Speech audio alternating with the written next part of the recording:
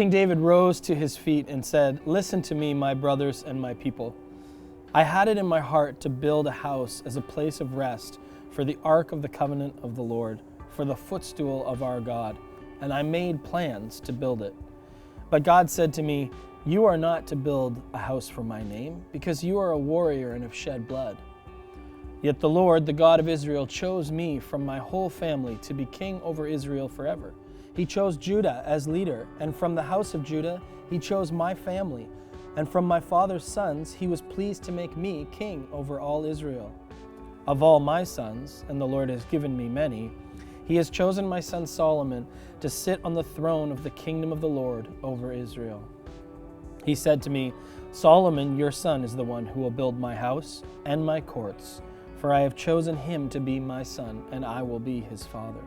I will establish his kingdom forever, if he is unswerving in carrying out my commands and laws, as is being done at this time.'" As our hearts are turned in worship and prayer to God, desire wells up within us to build him something.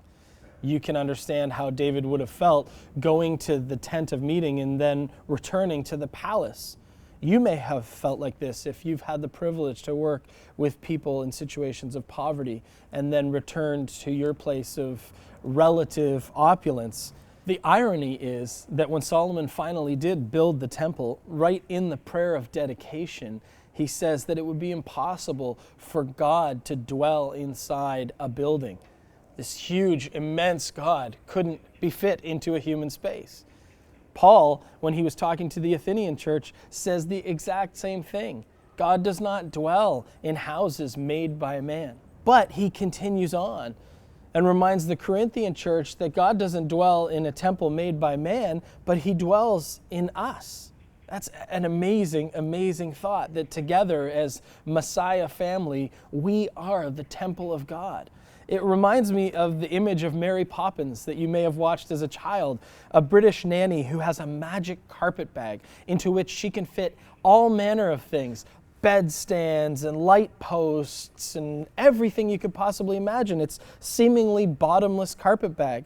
We might ask the same question: how is it possible that just this frail body could contain the Lord of the universe? And in fact, it can't contain it. But nevertheless, he chooses to dwell there. As we prepare a place in our hearts, God comes and lives inside us. Let's take a minute and reflect on how we are preparing our hearts for the indwelling of God's Spirit. King David rose to his feet and said, "Listen to me, my brothers and my people. I had it in my heart to build a house as a place of rest for the presence of God."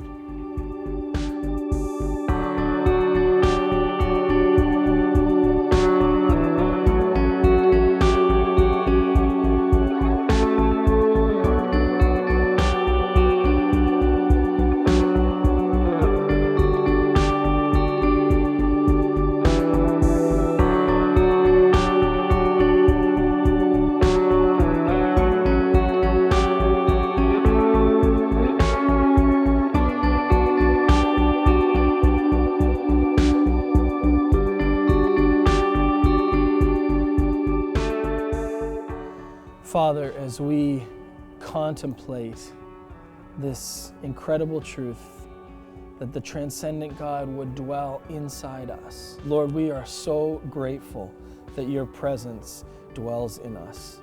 Father, would we indeed prepare a place for you?